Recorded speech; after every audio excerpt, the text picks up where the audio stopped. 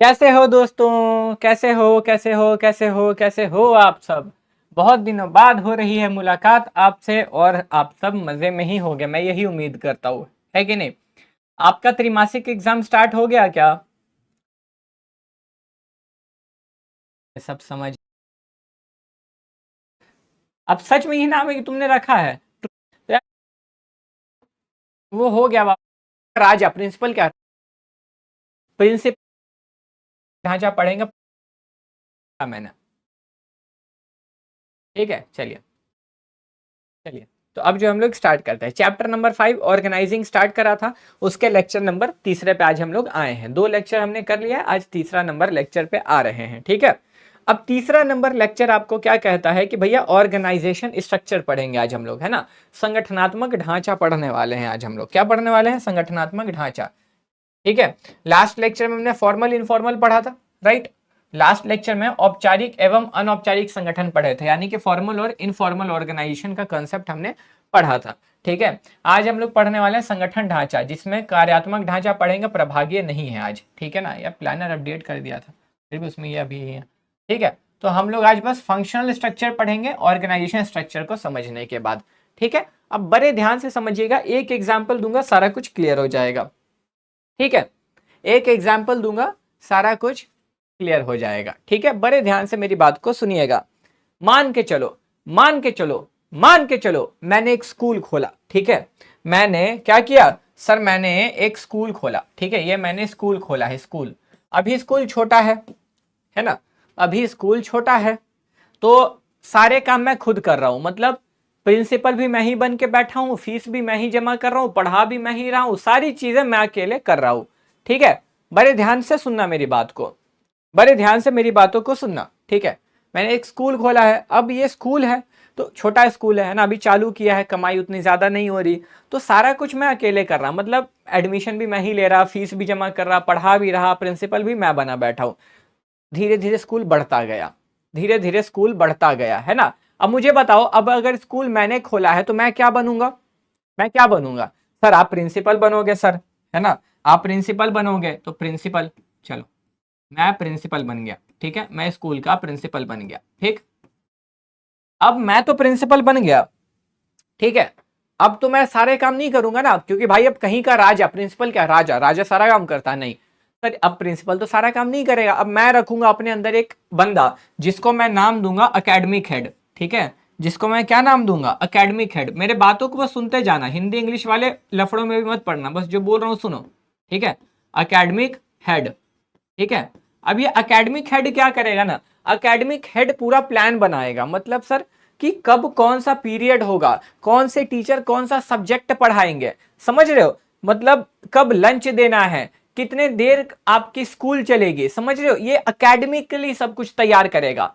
समझो बात को, मतलब मैंने इसको रखा, ये क्या करेगा सर? स्कूल को चलाने के लिए, मतलब कौन सा सब्जेक्ट कौन से टीचर पढ़ाएंगे, कितने बजे आपको लंच देना है, टोटल आपके कितने पीरियड्स होंगे, है ना? ये सारी चीजें ये तैयार करके देगा। ठीक है, ठीक है, ये सारी चीजें क्या सर? ये तैयार करके देगा। ठीक है, यहां तक आपको बात समझ में आ रही है?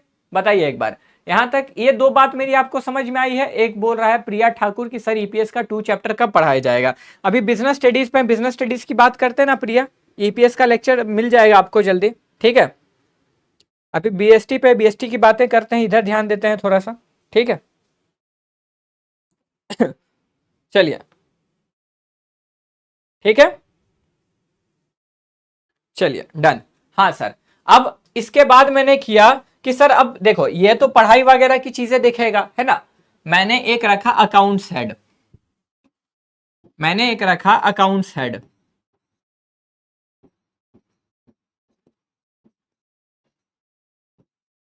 ठीक है, रुक जाओ, इसको ना थोड़ा सा और अच्छे से बना देता हूं, 1 मिनट। रुक जाओ, रुक जाओ, रुक जाओ, रुक जाओ।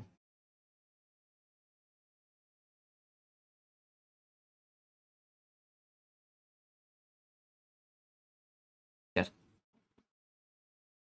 ठीक है, अब मान लो 11th 12th का है, जो भी कर लो, तो मान के चलो। ठीक है, तो मान के चलो कॉमर्स टीचर्स। ठीक है, कॉमर्स के टीचर्स। ठीक है, साइंस के टीचर्स, मतलब ये सारी चीजें यही देखेगा, और आर्ट्स के टीचर। ठीक है, ये चीज, ये चीज। ठीक, आगे बढ़े, आगे बढ़े क्या? मतलब ये क्या करेगा सर, इसका मेन काम है पढ़ाई और टीचर को मैनेज करना। ठीक है, अब मैंने रखा अपने नीचे एक और, वो कौन है सर, अकाउंट्स डिपार्टमेंट, है ना, यानी कि अकाउंट्स हेड। इसका काम क्या होगा, इसका काम होगा फीस कलेक्शन करने का। ये क्या करेगा सर, ये फीस वगैरह कलेक्ट करेगा, है ना, फीस कलेक्ट करेगा, अकाउंट्स बनाएगा स्कूल की, ठीक है, कि कितना पैसा आ रहा, कितना खर्चा हो रहा। ठीक है, अकाउंट्स हेड का काम क्या होगा सर, अकाउंट्स हेड का काम होगा फीस कलेक्शन करना, कि स्टूडेंट जो फीस दे रहे हैं उसका हिसाब किताब रखना। समझ रहे हो, यानी कि ये क्या करेगा सर, बेसिकली बात करा जाए तो ये फीस कलेक्ट करेगा, अकाउंट्स मेंटेन करेगा। अकाउंट्स मेंटेन समझ रहे हो ना, कि लोगों को सैलरी देना समय पे, कहां पे जरूरी है स्कूल में पैसा खर्चा करना, ये सारी चीजें ये देखेगा।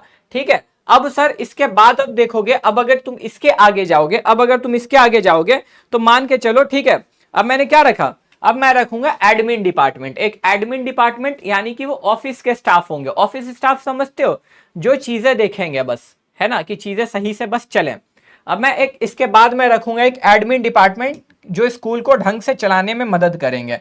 ठीक है, कि डेली डेली क्या काम होगा वो लोग ये देखेंगे। ठीक है, एडमिन स्टाफ यानी कि इन लोगों का काम होगा कि भाई स्कूल डेली अच्छे तरीके से चले। ठीक है, तो अब मुझे एक बात बताओ, तुमको नहीं लगता कि एक ढांचा बना है पूरा का पूरा? तुमको नहीं लग रहा कि एक ढांचा बना है सर? सबसे ऊपर कौन है सर, सबसे ऊपर ये है ना, फिर उसके बाद ये है, फिर उसके बाद ये है, फिर उसके बाद ये है। तुमको एक स्ट्रक्चर नहीं लग रहा कि एक व्यवस्थित तरीके से बहुत बना है? बोलो तो जल्दी, बहुत व्यवस्थित तरीके से बना है, बताओ जल्दी बताओ।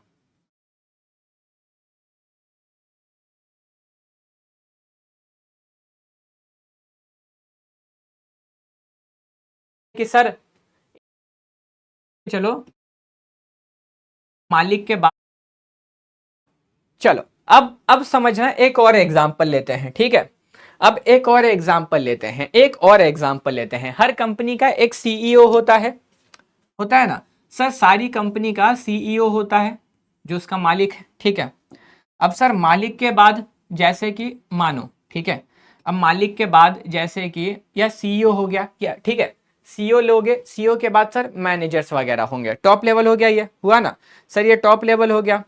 ठीक है, अब इसके बाद सर मिडल लेवल आएगा। सर मिडल लेवल इस सीईओ के नीचे मान के चलो कि बहुत सारे डिपार्टमेंट हो गए। ठीक है, मैं 3 ही रख देता हूँ, 3 लिख देता हूँ बेसिकली, कि समझना बस आसान हो जाए। ठीक है, अब मान लो यहाँ पे होगा आपका उत्पादन विभाग। ठीक है, यानी कि प्रोडक्शन डिपार्टमेंट। ठीक है, यहाँ पे होगा आपका फाइनेंस डिपार्टमेंट। ठीक है, वित्त विभाग। अरे यार काम ही नहीं करता है कभी कभी। ठीक है सर, आपका क्या होगा, वित्त विभाग। ठीक है, फाइनेंस डिपार्टमेंट। सर इसके बाद सर होगा मान के चलो मार्केटिंग डिपार्टमेंट। ठीक है, मतलब विपणन विभाग।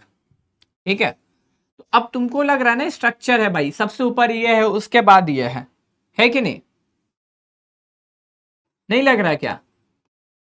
अब तुमको भी ये बात पता है, तुम्हें भी पता है कि सर इन, अब मुझे एक बात बताओ, इनको नहीं पता होगा कि इनका काम क्या है? सर बिल्कुल पता होगा इनका काम क्या है, बिल्कुल इनको पता होगा। ये मालिक है ना, वो जो है मालिक है, राइट, वो जो है क्या है, मालिक है, सीईओ। ठीक है, अब ये क्या होगा सर, ये काम करने के बाद अपनी रिपोर्टिंग इसको देंगे, है ना, इनको भी क्लियर, अपना अपना काम इनको पता है। इनको पता है कि मेरा काम उत्पादन से जुड़ी सारी चीज है, मतलब प्रोडक्शन का सारा काम मेरा है, पैसों का सारा काम मेरा है, मार्केटिंग का सारा काम मेरा है।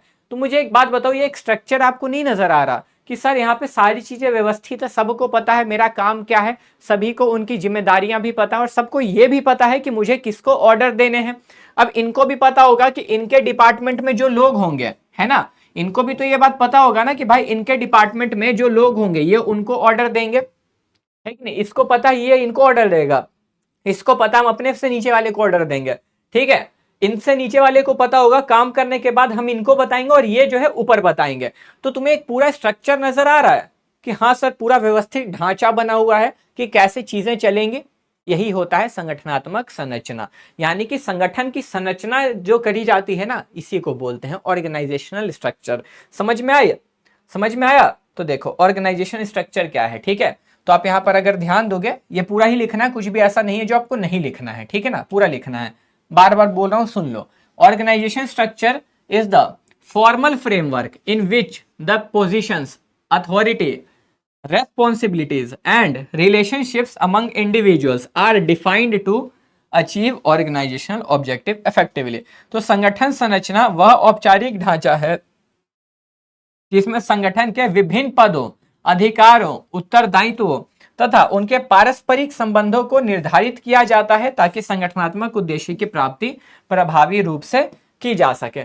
समझ में आ गई बात? यानी कि एक ऐसा ढांचा है जहां पर सब चीजें व्यवस्थित तरीके से बताया गया होता है कि भाई ऐसा होगा, ठीक है। अब तुमको मैं रियल लाइफ से अगर दिखाऊं, तो अगर मैं तुमको रियल लाइफ से दिखाऊं, ठीक है, तो तुमको आओ देखते हैं, मिल जाएगा तो, ठीक है ना।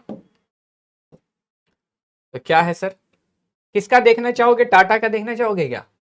आप चाहते हो कि भाई प्रोडक्शन, जब आप अपने कर्मचारी है सर, टाटा एक कितने अच्छे तरीके से इसको बांट करके रखा है, ठीक है। तो यही होता है स्ट्रक्चर। समझ में आया? इसी को हम लोग स्ट्रक्चर बोलते हैं।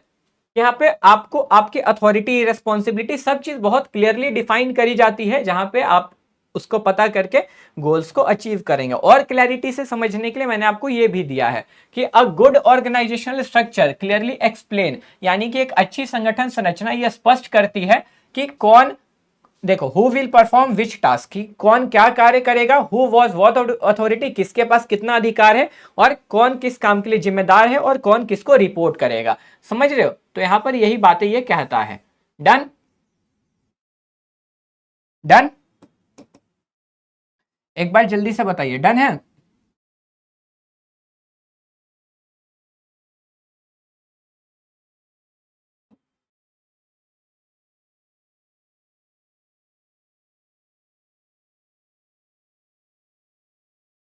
ठीक है। यानी कि एक ऑर्गेनाइजेशन स्ट्रक्चर में ये चाहिए होनी चाहिए कि कौन क्या काम करेगा, किसको किससे रिपोर्ट करना है, ठीक है, और किसकी क्या जिम्मेदारी है। डन? क्लियर? ठीक है, ठीक है, आगे बढ़ते हैं, आगे बढ़ते हैं, ठीक है।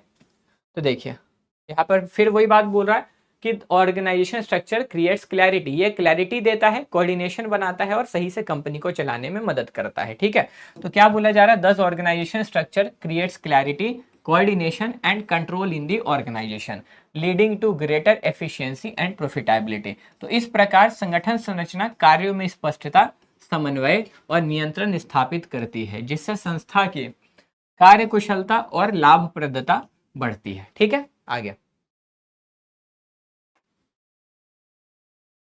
ठीक है, चलिए। अब यहाँ पे क्या बोल रहा है कि आपको ना ऑर्गेनाइजेशन स्ट्रक्चर बनाते टाइम कुछ बातों का ख्याल रखना चाहिए, ठीक है। आपको संगठनात्मक संरचना बनाते टाइम कुछ चीजों का ख्याल रखना चाहिए, ठीक है, जिसमें सबसे पहले आता है जॉब डिजाइन, यानी कि नौकरी की रूपरेखा। सर इसका मतलब क्या है? जॉब डिजाइन का क्लियर मतलब होता है कि भाई कौन सा व्यक्ति कौन सा काम करेगा, ठीक है। मतलब आप अपने इंप्लॉय को, आप देखिए, आप संगठन को संरचना तभी कर पाएंगे ना जब आप अपने इंप्लॉय को क्लियरली बता देंगे, जब आप अपने कर्मचारियों को क्लियरली बता देंगे कि भैया तुम्हारे ये काम है, तुम्हारे ये काम है। समझ रहे हो? मतलब जब उनको उनका जॉब क्लियरली पता होगा ना, तब आप ऑर्गेनाइजेशन स्ट्रक्चर बना पाएंगे, ठीक है। तो देखिए जॉब डिजाइन का मतलब क्या होता है? जॉब डिजाइन का मतलब क्या होता है? Job design means clearly defining the work and responsibility of each job, ठीक है। यानी कि संगठन संरचना बनाते समय सबसे पहले प्रत्येक नौकरी में शामिल कार्यों और गतिविधियों को स्पष्ट कीजिए, है ना, कि कौन सा इंसान कौन सा काम करेगा, ये चीज आप क्लियरली बताइए, ठीक है। जब लोगों को पता लग जाएगा कि भाई कौन सा व्यक्ति कौन सा काम करेगा, ठीक है, तो आपके लिए काम आसान हो जाएगा। जैसे मान के चलो, ठीक है, मुझे एक बात बताओ, मुझे एक बात बताओ, ठीक है, मुझे एक बात बताओ, मान कर चलो, ठीक है, आप किसी कंपनी में हेड हो, हेड टॉप लेवल पे हो, ठीक है, और आप चाहते हो कि भाई प्रोडक्शन, है ना, मेरा जो प्रोडक्ट है उसका प्रोडक्शन, उसका उत्पादन बढ़ाना है, तो आप किसको जाके ये बात बोलोगे? बताओ, आप किसको जाके बताओगे, किसको जाके ये ऑर्डर दोगे कि भाई प्रोडक्शन बढ़ाओ? आप सब किसी कंपनी में टॉप लेवल पे हो, उच्च स्तर पे बैठे हो, है ना, और आपको अपनी कंपनी में प्रोडक्शन बढ़ाना है, उत्पादन बढ़ाना है उत्पाद का। ठीक है, मान लो आपकी बिस्किट की कंपनी, आप चाहते हो कि बिस्किट का उत्पादन बढ़ाएं, बिस्किट को हम क्या करें सर, बिस्किट को प्रोडक्शन ज्यादा करें बिस्किट का, तो आप कहां पे जाके बोलोगे, किसको जाके बोलोगे?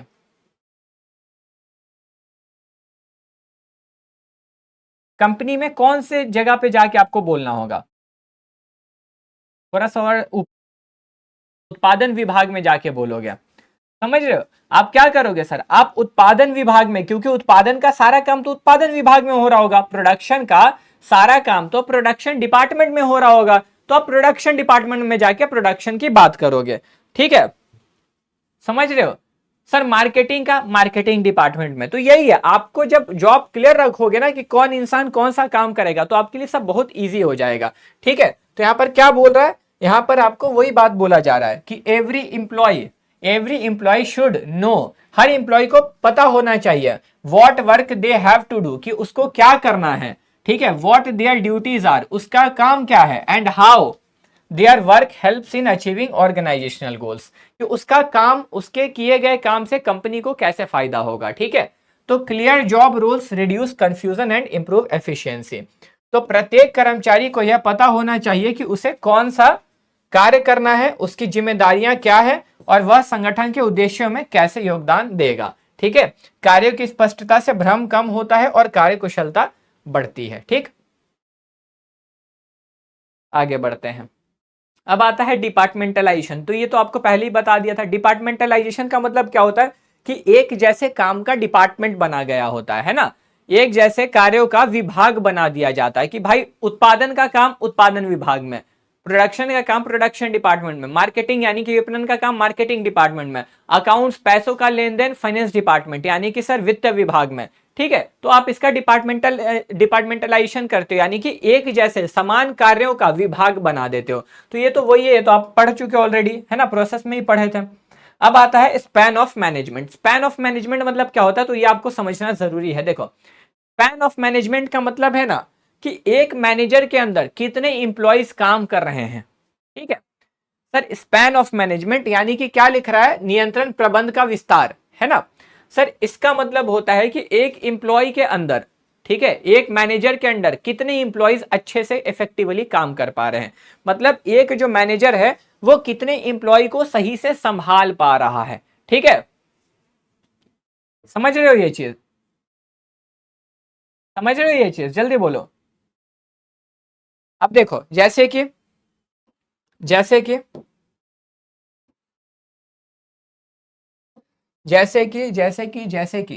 सर, जैसे कि मान के चलो ये मैनेजर है, ठीक है, ये मैनेजर है, ठीक। अब तुमको दिख रहा है कि सर ये मैनेजर अकेले बहुत सारे इंप्लॉयज को आसानी से हैंडल कर पाता है। ठीक है, ये मैनेजर अकेले बहुत सारे इंप्लॉयज को आसानी से हैंडल कर पाता है। ठीक है, तो तुमको दिख रहा है कि सर ये बहुत सारे कर्मचारियों को आराम से हैंडल कर पा रहा है। ठीक है, ये होता है स्पैन ऑफ मैनेजमेंट, इसी को बोलते हैं हम लोग क्या सर, स्पैन ऑफ मैनेजमेंट। याद रखना, स्पैन ऑफ मैनेजमेंट हम लोग इसी को बोलते हैं कि एक मैनेजर के अंडर, एक प्रबंधक के अंदर कितने कर्मचारी कुशलता से कार्य कर पा रहे हैं। ठीक है, ठीक है। और एक चीज बताऊं, देखो, एक मैनेजर के अंदर जितने ज्यादा इंप्लॉइज होंगे ना, ऑर्गेनाइजेशन स्ट्रक्चर उतना ज्यादा वॉइड होगा। मतलब एक प्रबंधक के अंदर जितने ज्यादा कर्मचारी होंगे ना, संगठनात्मक संरचना का ढांचा, ठीक है, संगठनात्मक ढांचा जो है उतना ज्यादा चौड़ा होगा। सर जैसे तुमको ये चौड़ा नहीं दिख रहा है क्या, बोलो तो, देखो तो इतना फैल चुका है। सर इसके नीचे भी तो कोई इंप्लॉइज होंगे ना, इसके भी तो नीचे इंप्लॉइज होंगे ना, होंगे कि नहीं होंगे। मतलब सर स्पैन ऑफ मैनेजमेंट क्या होता है कि एक मैनेजर के अंदर कितने इंप्लॉइज इफेक्टिवली काम कर पा रहे हैं। ठीक है, और ये जितना ज्यादा वाइड होगा ऑर्गेनाइजेशन स्ट्रक्चर, उतना ज्यादा वाइडर होगा। मतलब सर एक मैनेजर के अंदर ज्यादा इंप्लॉइज होंगे तो स्पैन ऑफ मैनेजमेंट वाइड होगा। ठीक है, अब मान लो सर इसी मैनेजर के अंडर में, इसी मैनेजर के अंडर में, है ना, कम इंप्लॉइज हैं, तो सर ये नैरो होगा, पतला होगा। ठीक है, मान लो इसी मैनेजर के अंडर में मात्र और मात्र 3 इंप्लॉय हैं, तो देखो ये पतला हो रहा है ना। मतलब अगर ज्यादा इंप्लॉइज होंगे तो स्पैन ऑफ मैनेजमेंट वॉइड हो जाएगा, और अगर सर कम इंप्लॉइज होंगे तो स्पैन ऑफ मैनेजमेंट जो है नैरो रहेगा। ये बात समझ में आई? ठीक है, तो देखिए स्पैन ऑफ मैनेजमेंट आपको क्या कहता है सर, स्पैन ऑफ मैनेजमेंट यही है पूरा, आपको मेनली इस पे ध्यान देना है, 2 मार्क्स में पूछ लेता है। ठीक है, तो क्या लिखा है, स्पैन ऑफ मैनेजमेंट या span of control refers to the number of employees that can be effectively managed by one manager. यानी कि साफ बोल रहा है कि सर नियंत्रण का विस्तार, ठीक है, या प्रबंध का विस्तार उस संख्या को दर्शाता है। देखो क्या बोला है, उस संख्या को दर्शाता है जो जितने कर्मचारियों का प्रभावी प्रबंधन एक प्रबंधक द्वारा किया जा रहा है। ठीक है, समझे? समझे? तो ये लाइन फिर आपको वही चीजें बता रही है। ठीक, कि आफ्टर यानी कि डिपार्टमेंट बनाने के बाद, डिपार्टमेंट बनाने के बाद इट इज डिसाइडेड, है ना, कि डिपार्टमेंट बनाने के बाद स्पैन ऑफ मैनेजमेंट करा जाता है। ठीक है, तो तीसरा आता है डेलीगेशन ऑफ अथॉरिटी। अब डेलीगेशन ऑफ अथॉरिटी का मतलब होता है कि जैसे मान के चलो, एक एग्जांपल देता हूं, ठीक है ना, एक एग्जांपल देता हूं। ठीक, अब मान लो मैंने कोचिंग खोली, है ना, मैंने कोचिंग ओपन की। ठीक, अब मैंने कुछ इंप्लॉइज को रखा, कुछ लोगों को रखा जो एडमिशन वगैरह का काम देखेंगे। ठीक है, अब जो स्टूडेंट आए, स्टूडेंट्स की तो आदत होती है कि भाई सर डिस्काउंट चाहिए थोड़ा सा। ठीक है, स्टूडेंट्स को डिस्काउंट चाहिए थोड़ा सा। ठीक है, तो अब मैंने बोला था भाई 10% का डिस्काउंट देना, 10% से ज्यादा डिस्काउंट जो भी मांगे, ठीक है, आप मेरे पास आके पूछना। अब मैं अपना मेन मेन काम कर रहा, है कि नहीं, अब मैं अपने मेन मेन काम में लगा हूं, मतलब मैं क्या कर रहा हूं, मैं अपने मुख्य कार्यों में लगा हूं। ठीक है, मैं अपने मुख्य कार्यों में लगा हूं, मेरा जो मेन काम है, ठीक है, मैं उसमें लगा हूं। अब जब जब कोई स्टूडेंट आ रहा है, एक आके वो बोलता सर स्टूडेंट डिस्काउंट मांग रहा है, मैंने बोला ठीक है दे दो। जब जब कोई स्टूडेंट आके डिस्काउंट मांग रहा है, एम्प्लॉय को मेरे पास आना पड़ रहा है। समझ रहे हो? जब जब कोई स्टूडेंट आके डिस्काउंट मांग रहा है, उसको मेरे से आके पूछना पड़ रहा है। तो मैंने बोला ना कि भाई आप मेरे से आके पूछो मत, आप उसको डिस्काउंट दे दो। मतलब अब मेरे से पूछना मत, 15% तक का डिस्काउंट दे दो। मतलब डिस्काउंट देने की पावर, या फिर मैंने अपनी कुछ पावर उनको सौंप दी। ठीक है, मैंने अपना कुछ अधिकार उनके हाथों में दे दिया। इसी को बोलते हैं अधिकारों का भारापन। मतलब जो मेरे पास अधिकार थे वो मैंने अपने नीचे वाले कर्मचारी को हस्तांतरित कर दिया। ठीक है, जो मेरे पास राइट्स या पावर थे वो मैंने अपने नीचे वाले लेवल्स को डिस्ट्रीब्यूट कर दिया, बांट दिया। ठीक है, क्लियर है?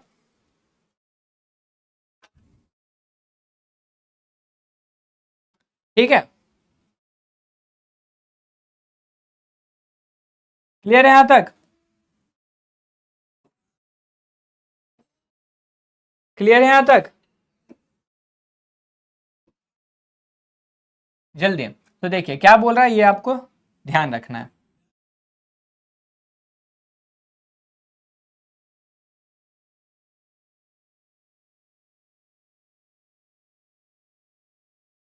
क्लियर है यहां तक? बताऊंगा, इसी चैप्टर में है, डिसेंट्रलाइजेशन और डेलीगेशन में अंतर बताऊंगा आगे। ठीक है ना, अभी बस इतना समझो ना। ठीक है, मैंने उसको कुछ पावर दे दिया कि भाई तुम अपना काम को ढंग से कर पाओ। ठीक है, ठीक है, अब मतलब देखो नहीं, चलिए बताए हैं, सिर्फ आने में कोई गड़बड़ नहीं है।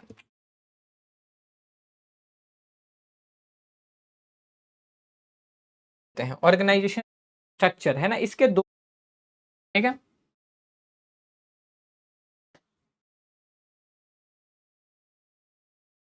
अब आते हैं, देखो ऑर्गेनाइजेशन स्ट्रक्चर है ना, इसके दो टाइप होते हैं। ऑर्गेनाइजेशनल स्ट्रक्चर के दो टाइप होते हैं। ठीक है, यहीं पे बना दो, हाँ यहीं बना देते हैं, चलो इसी के नीचे में हम लोग जो है बना देते हैं। ठीक, इसी के नीचे में जो है हम लोग बना देते हैं। ऑर्गेनाइजेशन स्ट्रक्चर के कितने टाइप होते हैं सर? नेक्स्ट स्लाइड में ही बना लेते हैं, आ जाओ।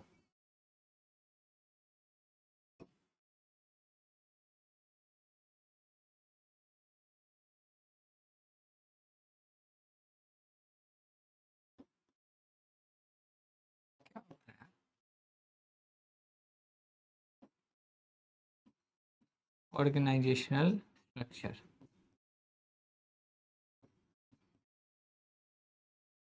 यानी कि क्या नाम है सर, संगठनात्मक ढांचा। ठीक है,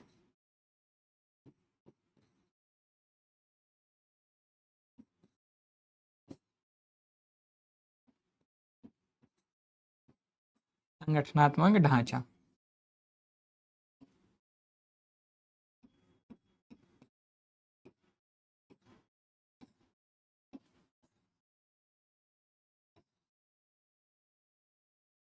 इसके कितने प्रकार होते हैं सर, इसके ना दो प्रकार होते हैं। ठीक है, इसके कितने टाइप होते हैं, इसके दो टाइप्स होते हैं।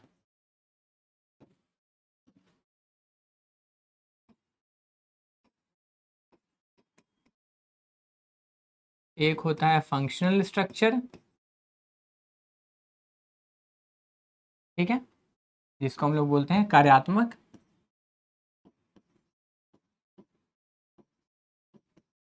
कार्यात्मक ढांचा। ठीक है, और दूसरा होता है डिविजनल स्ट्रक्चर। दूसरा कितना होता है सर, डिविजनल स्ट्रक्चर, राइट, यानी कि सर्वविभागीय।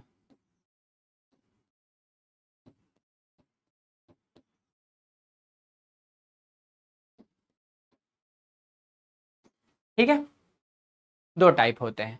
ठीक है, दो टाइप होते हैं। कितने टाइप होते हैं, दो। आज हम लोग इसके बारे में पढ़ेंगे, फंक्शनल स्ट्रक्चर के बारे में हम लोग पूरा पूरा पढ़ेंगे। ठीक है, अच्छा नाम क्या है, नाम एक बार पढ़ो तो इसका क्या है, नाम पढ़ो तो क्या है सर, फंक्शनल स्ट्रक्चर, है ना। नाम क्या है, फंक्शनल स्ट्रक्चर। ठीक है, ठीक है सर, क्या नाम है, फंक्शनल स्ट्रक्चर, यानी कि क्रिया, कार्यात्मक, है ना, या कई बार इसको क्रियात्मक भी लिखा मिलेगा आपको। ठीक है, तो सर फंक्शनल स्ट्रक्चर ना, ये एक ऐसा संगठन ढांचा है जो कार्य पर बना है। मतलब सर ये ना फंक्शंस के बेसिस पे बनाया जाता है, कि कंपनी में जो काम होता है ना, उस बेसिस पे बनाया जाता है। किस बेसिस पे सर, कंपनी में जो काम हो रहा है, ठीक है, ऑर्गेनाइजेशन में जो वर्क हो रहा है ना, उस बेसिस पे बनाया जाता है। अच्छा ऐसा बात है, हाँ, ये बात मेरी समझ में आई, बोलिए। यानी कि सर इस वाले ऑर्गेनाइजेशन स्ट्रक्चर को on the basis of function बनाया जाता है, क्रियाओं के आधार पे इस की ढांचा, इस संगठन के ढांचा को तैयार करा जाता है। ठीक है, यानी कि जो भी क्रियाएं एक संगठन में हो रही उस क्रिया के आधार पे। ठीक है, ये बात आपको समझ में आई है, छोटी सी बात थी, छोटी सी बात थी, समझ में आई है यहाँ पे, बोलिए जल्दी, जल्दी से बताइए एक बार फटाफट।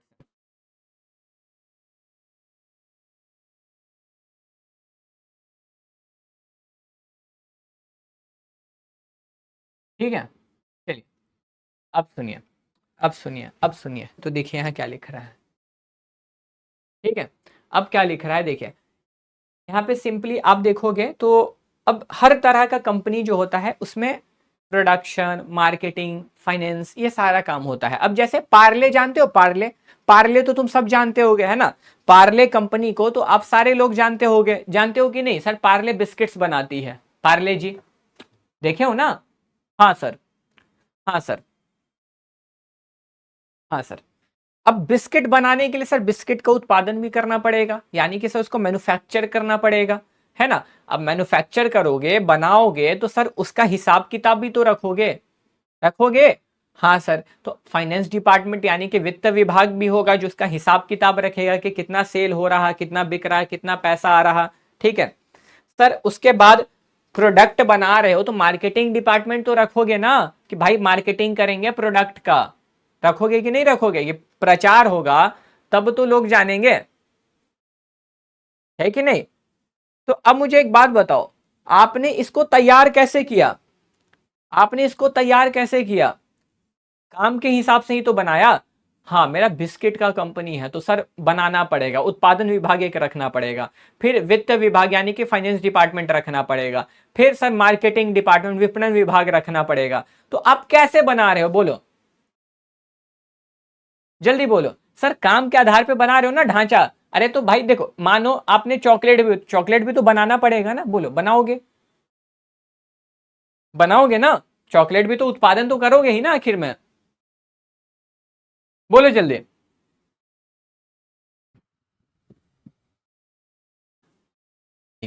समान प्रकृति की ठीक है, क्या तो हम लोग तैयार करते हैं काम के आधार पे, क्रियाओं के आधार पे, ठीक है। तो अब आप यहाँ पे देखोगे पहली लाइन समझ में आ जाएगी आपको ऑटोमेटिकली, ठीक है। क्या सारे पॉइंट्स इसमें इंपॉर्टेंट है, ध्यान रखिएगा। A functional organisation structure is a structure in which similar jobs and activities are grouped together. यानी कि इसका मतलब क्या हुआ कि सर कार्यात्मक संगठन संरचना संगठन की वह प्रणाली है जिसमें समान प्रकृति की नौकरियां है ना और गतिविधियों को एक साथ समूहबद्ध किया जाता है। मतलब कि सर एक जैसा काम है ना, सिमिलर जॉब, ठीक है ना, सिमिलर जॉब को और सर एक जैसे काम को ग्रुप कर दिया जाता है, यानी कि डिपार्टमेंट बना दिया जाता है। तो सर प्रोडक्शन का सारा काम प्रोडक्शन डिपार्टमेंट में, फाइनेंस का सारा काम फाइनेंस डिपार्टमेंट में, है ना। तो ऐसा करके देखिए, डिपार्टमेंट्स आर क्रिएटेड, यानी कि डिपार्टमेंट जो है बनाया जाता है on the basis of specific function, यानी कि डिपार्टमेंट को जो है बनाया जाता है फंक्शंस के बेसिस पे, ठीक है, are of the organisation. If required these departments can be further divided into smaller section. आगे जब कंपनी बड़ी होती तो इस डिपार्टमेंट को और छोटे छोटे छोटे हिस्सों में बांट देते हैं, ठीक है। तो विभागों का निर्माण संगठन के विशिष्ट कार्यों, ठीक, उसके आधार पर किया जाता है। आवश्यकता पड़ने पर इन विभागों को आगे छोटे छोटे अनुभागों में भी विभाजित कर दिया जाता है, ठीक है।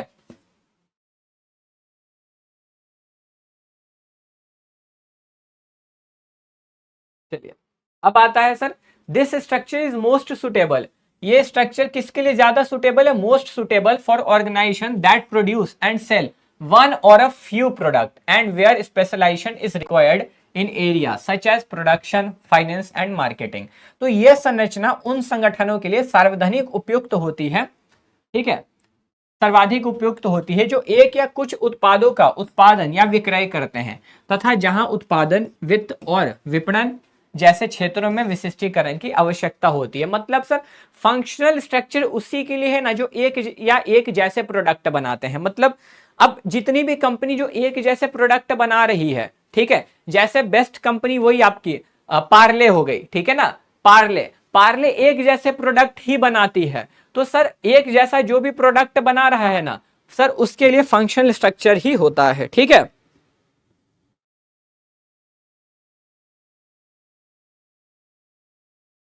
ठीक है, समझ रहे हो? क्योंकि सर बिस्किट बनाने के लिए या चॉकलेट बनाने के लिए उत्पादन करना पड़ेगा, पैसा मैनेज करना पड़ेगा, मार्केटिंग करना पड़ेगा, ये सब स्पेशलाइजेशन का काम होता है, ठीक है। तो वही बातें कही जा रही हैं यहाँ पे। आप देखो इसका कि आपको बना के भी दिया है कि देखो सबसे पहले शेयर होल्डर्स, उसको तो गोली मार सकते हो, कोई दिक्कत नहीं है। निर्देशक मंडल टॉप लेवल, उसके बाद एक जनरल मैनेजर, ठीक है, उसके बाद देखो डिपार्टमेंट बना है। सर प्रोडक्शन का सारा काम यहाँ हो रहा होगा, वित्त पैसा का सारा देख रेख यहाँ हो रहा होगा, है ना। कर्मचारी, एचआर डिपार्टमेंट भी इसको बोलते हैं, इसको दूसरी भाषा में सर। बट सैमसंग एक जैसे प्रोडक्ट ने, तो मैंने इसलिए तो सैमसंग का एग्जांपल लिया ही नहीं ना, इसलिए तो मैंने सैमसंग का एग्जांपल ही नहीं लिया। सैमसंग आपका चला जाएगा डिविजनल में, ठीक है, अगले वाले में। तो मैंने सैमसंग बोला कहा, तुम खुद से बोल रहे हो। मैंने सैमसंग बोला ही नहीं, इसीलिए तो नहीं बोला कि वो एक जैसे प्रोडक्ट नहीं। सर उसका लैपटॉप भी है, फोन भी है, सर उसके टीवी भी है कि नहीं, उसके ईयरपॉड्स भी हैं, ठीक है। तो अब देखो यहाँ पे आप देखोगे तो पहले ही डिपार्टमेंट बना है, जरूरत पड़ने पे मार्केटिंग में भी छोटे छोटे डिपार्टमेंट बना दिए हैं।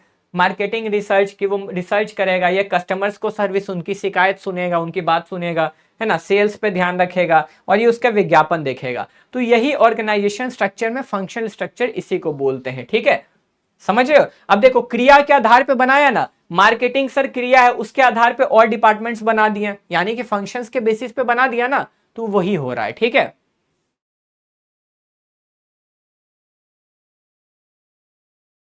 ठीक है, चलिए यहां तक आपको बात समझ में आई है?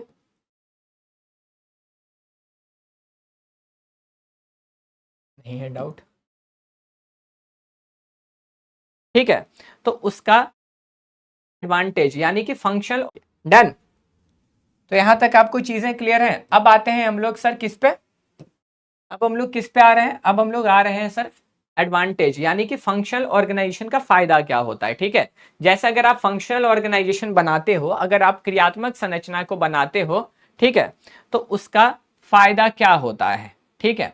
उसके एडवांटेजेस पढ़ेंगे। तो सबसे पहला प्रमोट्स स्पेशलाइजेशन, विशिष्टीकरण को बढ़ावा देता है। मतलब सर प्रोडक्शन से जुड़ा काम प्रोडक्शन डिपार्टमेंट के अंडर ही होगा, उत्पादन से जुड़ा काम उत्पादन विभाग के अंदर होगा, क्योंकि उसमें वही लोग होंगे जो सालों साल से बहुत समय से उत्पादन का ही कार्य करते आ रहे हैं। ठीक है, मार्केटिंग में वही लोग होंगे जो बहुत समय से जो है मार्केटिंग ही करते आ रहे हैं, है ना। तो सर इसमें स्पेशलाइजेशन विशिष्टीकरण को ये बढ़ावा देता है कि भाई इसमें आपके स्पेशलाइजेशन लगेगा। ठीक है, तो ये क्या वही बोल रहा है, देखो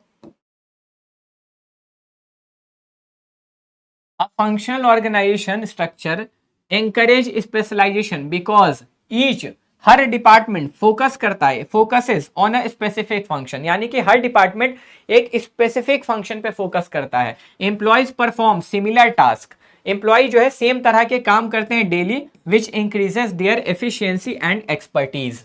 तो कार्यात्मक संगठन संरचना विशिष्टीकरण को प्रोत्साहित करती है, क्योंकि प्रत्येक विभाग एक विशिष्ट कार्य पर ध्यान केंद्रित करता है। कर्मचारी नियमित रूप से समान प्रकार के कार्य करते हैं, जिससे उनकी दक्षता और विशेषज्ञता में वृद्धि होती है। डन है।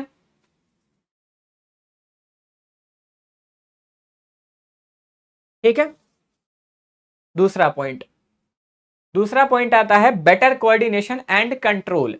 तो अब देखो, अब कोऑर्डिनेशन का एग्जांपल तो मैंने तभी ले लिया था पहले चैप्टर में कि सर अगर टारगेट सेट होता है कि ज्यादा बनाना है, तो सर मतलब ज्यादा बेचना है, सेल्स बढ़ाना है। ठीक है, ठीक है, सेल्स बढ़ाना है, तो उसके लिए हमें प्रोडक्शन से बात करना होगा। सेल बढ़ाने के लिए बनाना ज्यादा पड़ेगा, बनाने के लिए प्रोडक्शन वाला परचेस से कोऑर्डिनेट करेगा कि भाई तुम रॉ मटेरियल यानी कि कच्चा माल ज्यादा खरीद के लाना। वो ज्यादा खरीद के लाएगा तब ज्यादा बनेगा तब बनाने के लिए पैसा चाहिए होगा, तो फाइनेंस डिपार्टमेंट से ज्यादा पैसा लगेगा। सर ज्यादा बनेगा, सर मार्केटिंग भी ज्यादा पैसा लेगा, क्योंकि प्रचार करना, एडवर्टीजमेंट करना, मार्केटिंग तभी ज्यादा प्रचार करेगा, तभी जाके ज्यादा बिकेगा। तो सर यहाँ पे बेटर कोऑर्डिनेशन चाहिए होता है, समन्वय अच्छा चाहिए होता है। ठीक है, तो सिंस सिमिलर एक्टिविटीज, क्या बोल रहा है कि एक तरह का काम, since similar activities are grouped within the same department, it becomes easier to maintain coordination and effective control over work। तो चूंकि समान प्रकार की गतिविधियों को एक ही विभाग में समूहबद्ध किया जाता है, इसीलिए कार्यों में समन्वय तथा प्रभावी नियंत्रण बनाए रखना आसान हो जाता है। ठीक है, थर्ड इंप्रूवमेंट इन स्किल्स, कौशल में वृद्धि। अब जाहिर सी बात है ना, अब तुम ही सोचो हर डिपार्टमेंट में तो वही इंसान जाएगा ना जिसको वो काम आता हो। मतलब तुम अपनी कंपनी में रखोगे अगर इंसान को, लोगों को हायर करोगे, तो उसको वो प्रोडक्शन का काम आना चाहिए, तब तो प्रोडक्शन में डालोगे, है कि नहीं। उसको उत्पादन का काम आना चाहिए, तब ना उसको उत्पादन विभाग में डालोगे। अब मान लो तुम्हारी कंपनी में कोई बंदा आ रहा है, बोल रहा है कि मेरे को अकाउंट्स बहुत बढ़िया से आता है। ठीक है, मेरे को अकाउंट्स बहुत बढ़िया से आता है, और तुमने उसको फाइनेंस डिपार्टमेंट में डाला और वो कर ही नहीं पा रहा काम, तो उसको निकाल दोगे फिर, क्योंकि उससे काम ही नहीं हो रहा। तो सर क्या बोल रहा है यहाँ पे कि अगर वो उस डिपार्टमेंट में काम करेगा तो उसका स्किल भी तो बढ़ेगा, है कि नहीं। लेकिन उसके लिए उसको वो काम भी आना चाहिए, समझ रहे हो।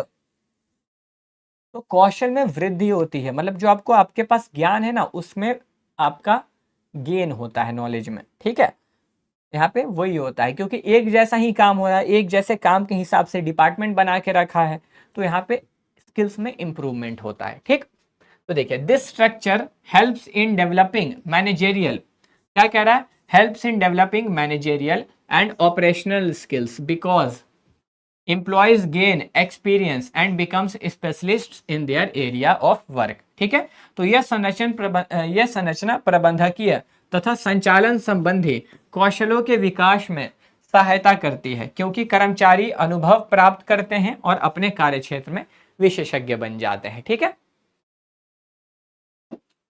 नेक्स्ट रिडक्शन इन कॉस्ट, लागत में वृद्धि। अब ये सबसे सिंपल पॉइंट है। मुझे एक बात बताओ, मैं तुमसे क्वेश्चन कर रहा हूं, ठीक है ना, मैं तुमसे क्वेश्चन कर रहा हूं, मुझे बताना सारे डिपार्टमेंट में स्पेशलिस्ट इंसान है, हाँ या ना। सारे विभाग में विशेषज्ञ हैं, हाँ या ना, जल्दी बताओ। मतलब सर हर डिपार्टमेंट में उसमें वही बंदा होगा जिसको वो काम आता होगा, नौ सीखिए को थोड़ी ना डाल देंगे उस डिपार्टमेंट में। जल्दी बोलो, जल्दी बोलो, जल्दी बोलो, जल्दी बोलो। यस, सिमरन कह रही यस, शायरी सफर yes, Krish yes, okay, Murari ना एक बैल है, Usha Sagar yes sir ji, okay बिल्कुल, है ना। आप अगर बोल रहे हो कि जी सर, तो मुझे बताओ अगर वो बंदा स्पेशलिस्ट है, अपने काम को करना बेहतरीन तरीके से जानता है, तो वो संसाधन में बर्बादी करेगा, वो रिसोर्स को बर्बाद करेगा क्या? सोचो, वो 10 साल से 5 साल से वही काम करते जा रहा है, तो वो रिसोर्स वेस्ट कैसे करेगा? अगर वो 10-15 साल से वही सेम काम कर रहा है, तो वो रिसोर्स बर्बाद कैसे कर देगा? उसको तो अच्छे से पता है ना कि भाई मुझे किस काम को करने के लिए कितना रिसोर्सेस चाहिए। अब मम्मी अगर खाना बनाती है, तो मम्मी आटा बर्बाद करती है क्या? बोलो, मम्मी आटा बर्बाद करती है क्या?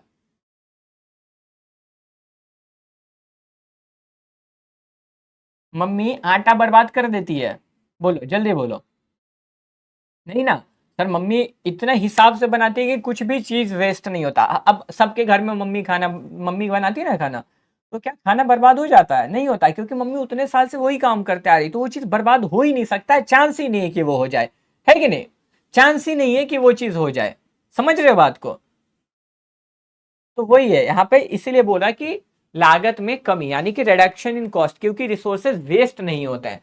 समझ रहे हो ना? यहाँ पर क्या होता है कि यहाँ पे आपका रिसोर्स वेस्ट नहीं होता है, क्योंकि स्पेशलाइजेशन वाला व्यक्ति जो उसमें काम कर रहा होता है। डन है? ठीक है, ठीक है, चलिए। तो क्या कह रहा है? Duplication of work is reduced which leads to better utilisation of resources, ठीक है, and helps in reducing operating cost, कि कार्यों की पुनरावृत्ति कम हो जाती है, जिससे संसाधनों का बेहतर उपयोग होता है और संचालन लागत में कमी आती है। ठीक है, क्लियर?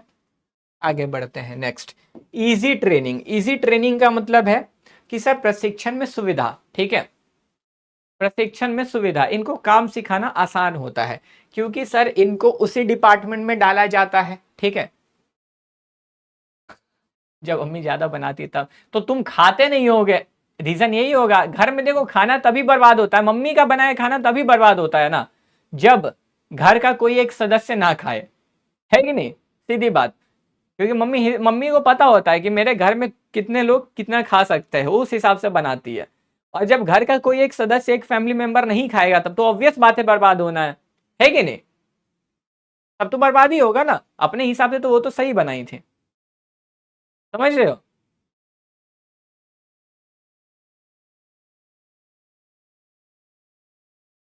ठीक है, चलिए। हाँ देखो, प्रिया को भी देखो, सर और कितनी देर क्लास होगा, इसके पहले भी वो बहुत बहुत कुछ बोल रही थी, और जब पूछा तो उस टाइम की समझ में आया, तो बोलती नहीं आया। तो ऐसे कैसे चलेगा दीदी? ऐसे कैसे चलेगा दीदी? आप, सिंपल है, इसमें एक ही तरह का काम करना होता है। ठीक, ठीक है, चलिए। तो अब इजी ट्रेनिंग क्या बोल रहा है कि सर सिंपल है, इसमें एक ही तरह का काम करना होता है। ठीक है, तो इनको काम सिखा पाना बहुत ज्यादा सिंपल होता है। ठीक है, इसमें बहुत ज्यादा मगजमारी नहीं होता है।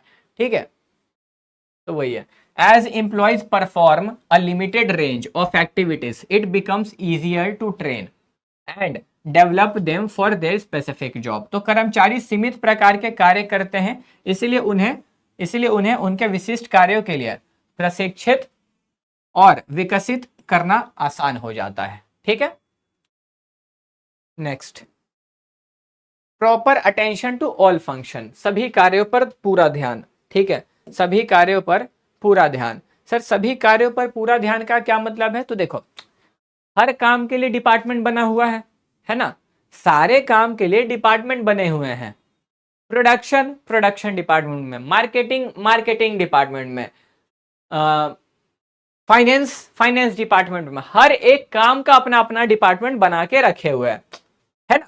हर एक काम का अपना अपना विभाग बना के वो रख दिया है। ठीक है, तो इससे क्या होता है, अगर सारे काम का एक डिपार्टमेंट बना है, तो भाई क्या होगा? सिंपल बात है, फिर उस काम पे बहुत सही से ध्यान होता है कि अच्छा प्रोडक्शन करना, हाँ इतना ही प्रोडक्शन करना, ठीक है इतना ही प्रोडक्शन करेंगे, उससे ज्यादा प्रोडक्शन करेंगे ही नहीं।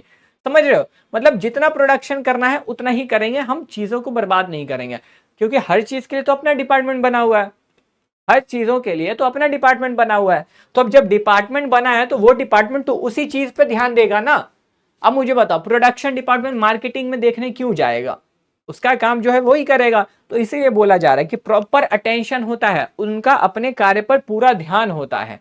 ठीक है, तो each function has a separate department, हर फंक्शन का अपना डिपार्टमेंट होता है। So every activity receives full and proper attention leading to better performance. ठीक है, इस संरचना में प्रत्येक कार्य के लिए अलग विभाग होता है, इसीलिए प्रत्येक गतिविधि पर पूर्ण एवं उचित ध्यान दिया जाता है, जिससे कार्य निष्पादन बेहतर होता है। ठीक है, क्लियर है? चलिए, तो सारे एडवांटेजेस खत्म हो गए, इसके बाद लिमिटेशंस हैं। डाउट्स देख लेते हैं फिर आगे बढ़े।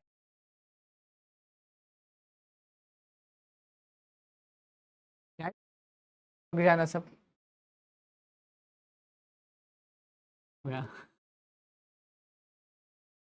ठीक है, तेज ठीक, नहीं पढ़ते हैं। ठीक है, क्लास एंड कैसे होगा? ओके, ठीक है, तो चलो हम लोग ऐसे ही पढ़ के कंटेंट को करते हैं आज समाप्त। ठीक है, फिर देखते हैं अगर टेक्निकल प्रॉब्लम अगली क्लास में ना हुई तो। ठीक है, चलिए आओ स्टार्ट करते हैं। तो अब हम लोग क्या पढ़ने जा रहे थे सर? लिमिटेशंस यानी कि डिसएडवांटेज। ठीक है, अभी हमने फीचर्स पढ़ा, एडवांटेज पढ़े, मेरिट। देखो एडवांटेज मेरिट सेम होता है। ठीक है,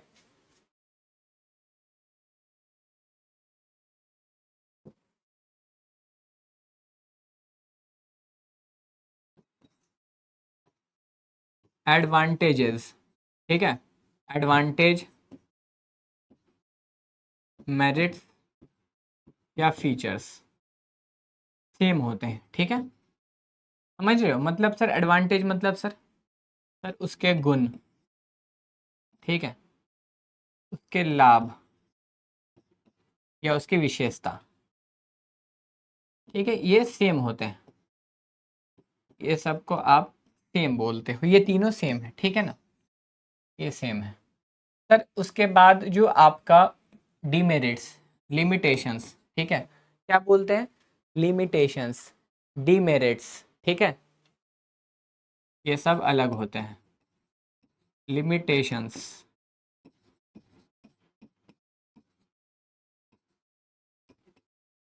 डिमेरिट्स। ठीक है, यानी कि इन दोनों का मतलब वही होता है, सीमाएं। ठीक है ना, डन। चलिए, तो अब हम लोग लिमिटेशंस देखने वाले हैं, यानी कि सर इसमें क्या क्या बुराइयां हैं, क्या क्या खराब चीजें हैं।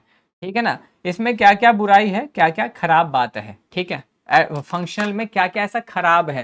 ठीक है, तो sir disadvantage of functional organisation कार्यात्मक में, तो सर अब देखो सबसे पहले लिख के क्या दिया है? Greater importance to departmental interest. मतलब ना, इसका ध्यान ज्यादा होता है कि डिपार्टमेंट काम करना चाहिए। अब डिपार्टमेंट मैंने बताया था, हर का अपना अपना डिपार्टमेंट है। सर अगर बिस्किट बन रहा है तो प्रोडक्शन डिपार्टमेंट यानी कि उत्पादन विभाग, सर मार्केटिंग डिपार्टमेंट यानी कि विपणन विभाग, सर फाइनेंस डिपार्टमेंट जो पैसा से चीज है, वित्त विभाग, है ना। तो ये अपन सब अपने अपने डिपार्टमेंट पे ज्यादा ध्यान देते हैं कि भैया मेरा डिपार्टमेंट बढ़िया काम करना चाहिए, बाकी जाए गोली मारे मतलब नहीं, है ना। मेरा डिपार्टमेंट बेहतर तरीके से चलना चाहिए, उससे ज्यादा मुझे कुछ नहीं पता। ठीक है, तो सब अपने अपने डिपार्टमेंट पे ज्यादा फोकस करते हैं कि मेरा डिपार्टमेंट अच्छा चले ना, मेरा जो डिपार्टमेंट है वो आगे जाना चाहिए, बाकी के साथ कुछ हो। ठीक है, तो ये लोग ना अपने डिपार्टमेंट को, ये लोग अपने विभाग को ज्यादा महत्व देने लग जाते हैं। ठीक है, तो वही आपको ये बात कह रहा है, समझ रहे हो? तो क्या कहता है? इन दिस स्ट्रक्चर, इस स्ट्रक्चर में, ठीक है, डिपार्टमेंट हेड, जो डिपार्टमेंट का हेड होते हैं, often focus more on goals and activities of their own department, कि वो अपने डिपार्टमेंट पे ज्यादा ध्यान देने लग जाते हैं। इस संरचना में प्राय विभागाध्यक्ष, ठीक है, अपने विभाग के उद्देश्य और गतिविधियों पर अधिक ध्यान केंद्रित करते हैं। ठीक है, एज अ रिजल्ट, इसी का रिजल्ट होता है कि departmental interest may be given more importance than organisational interest which can create coordination problem. तो कई बार इसीलिए होता है कि ये लोग संगठनात्मक जो उद्देश्य होता है ना, जो ऑर्गेनाइजेशनल इंटरेस्ट होता है, उसको इग्नोर करते हैं कि भैया तुम हटो साइड में, मेरा डिपार्टमेंट है पहले। ठीक है, तो वो उसको ज्यादा फोकस करने लग जाते हैं। तो परिणाम स्वरूप संगठनात्मक हितों की अपेक्षा विभागीय हितों को अधिक महत्व दिया जाने लगता है, जिससे विभिन्न विभागों के बीच समन्वय संबंधी समस्याएं उत्पन्न हो सकती हैं। डन है।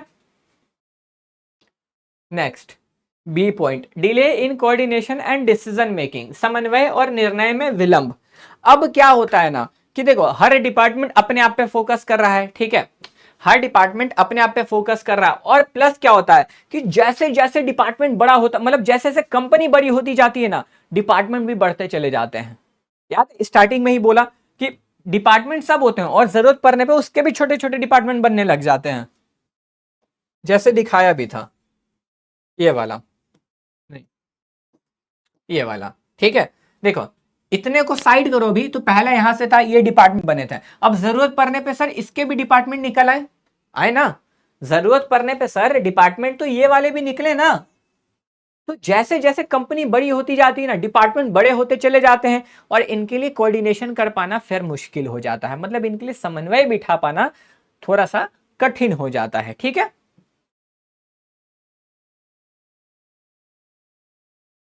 तो वही है, देखो डिले इन, क्या कह रहा है, ठीक है, delay in coordination and decision making, समन्वय और निर्णय लेने में विलंब। तो as the organisation grows the number of departments also increases, this makes coordination between departments more difficult and may lead to delays in decision making। तो जैसे जैसे संगठन का आकार बढ़ता है विभागों की संख्या भी बढ़ जाती है, इससे विभिन्न विभागों के बीच समन्वय स्थापित करना अधिक कठिन हो जाता है तथा निर्णय लेने की प्रक्रिया में विलंब हो सकता है। डन है, ओके, रिपोर्ट है, आगे बढ़ते हैं। सी है conflict among department. Sir conflict among department का मतलब क्या है, कन्फ्लिक्ट अमंग डिपार्टमेंट्स का मतलब क्या है, ठीक है, ठीक है, कन्फ्लिक्ट अमंग डिपार्टमेंट्स का मतलब क्या है कि सर अब हर कोई अपने अपने डिपार्टमेंट पे फोकस कर रहा है, सब तो यही चाह रहा है मेरा डिपार्टमेंट आगे जाए, हर कोई चाह रहा है कि मेरा विभाग ही आगे जाए, है ना, मेरे से आगे कोई जाए ना, मतलब मेरा डिपार्टमेंट आगे जाना चाहिए, ठीक है। तो कई बार होता है ना कि आपसी लड़ाई हो जाती है, मतलब कि उसका डिपार्टमेंट कैसे आगे चला गया, उसका डिपार्टमेंट अच्छा काम कैसे कर रहा, हमारा क्यों नहीं कर रहा है, तो कन्फ्लिक्ट हो जाता है डिपार्टमेंट में, मतलब विभाग के बीच में ही संघर्ष होने लग जाता है, मतभेद होने लग जाता है, ठीक है। तो वही है, देखो different departments may have different objective, हर डिपार्टमेंट का अपना अपना ऑब्जेक्टिव है, which can lead to conflict, ठीक है। तो विभिन्न विभागों के उद्देश्य अलग अलग हो सकते हैं जिससे उनके बीच संघर्ष की स्थिति उत्पन्न हो सकती है, ठीक है। एग्जाम्पल, तो बोल रहा है कि देखो सेल्स डिपार्टमेंट में demand special product for customers, ठीक है, वाइल द प्रोडक्शन डिपार्ट, अब जैसे मान लो एक एग्जांपल मैं ही अपने मन से देता हूँ, छोड़ो इसको, ठीक है, जैसे कि मानो, ठीक है, अब किंडर जॉय देखे हो ना, बच्चे को समझ नहीं आता है कि भाई किंडर जॉय है क्या चीज, उसको घंटा पता है, उसको तो वो क्या आता है, मैं मोटू पतलू ही बोलता हूँ, उसको रिंग्स बोलते हैं शायद, है ना, बच्चा को कुछ नहीं पता है ये किंडर जॉय है क्या, रिंग्स है, नहीं, उसको समझ आता है सिर्फ कार्टून, ठीक है। मोटू पतलू देख लिया भाई रोने लग जाएगा मुंह फाड़ के, तुरंत तुरंत रोएगा, मोटू पतलू चाहिए, मोटू पतलू चाहिए, मोटू पतलू चाहिए। वो क्यों कर रहा है, क्यों भाई उसको मोटू पतलू से ही जानता है वो कि ये मोटू पतलू है खाने वाला चीज, उससे ज्यादा नहीं, ठीक है।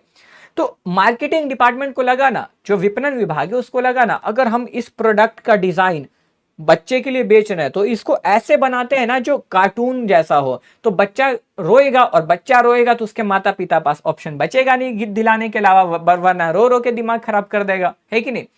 तो उसने बोला प्रोडक्शन डिपार्टमेंट से कि भाई इसका पैकेट ऐसे बनाओ, प्रोडक्शन डिपार्टमेंट बोलता बनाना बहुत मुश्किल है, नहीं बनेगा मेरे से। अब तो इन दोनों में तो मतभेद हो गया ना, वो अपना टारगेट पूरा करना चाह रहा है, ये बोल रहा हम बनाएंगे ही नहीं, बन ही नहीं पाएगा, तो ये तो गड़बड़ वाली बात हुई हुई ना, कि वो तो भाई जान गया कि चलो ऐसा प्रोडक्ट का पैकेज कर देंगे, ऐसे प्रोडक्ट का पैकेट तैयार कर देंगे तो सेल ज्यादा होगा, मतलब हम अगर अपने उत्पाद का पैकेट ऐसा करेंगे तो बिकेगा ज्यादा, लेकिन उत्पादन विभाग बनाने को तैयार नहीं, तो ये इनमें आपस में संघर्ष होने लग जाता है कि भाई हम करना चाह रहे तुम नहीं करना चाह रहे, ठीक है ना, ये चीज।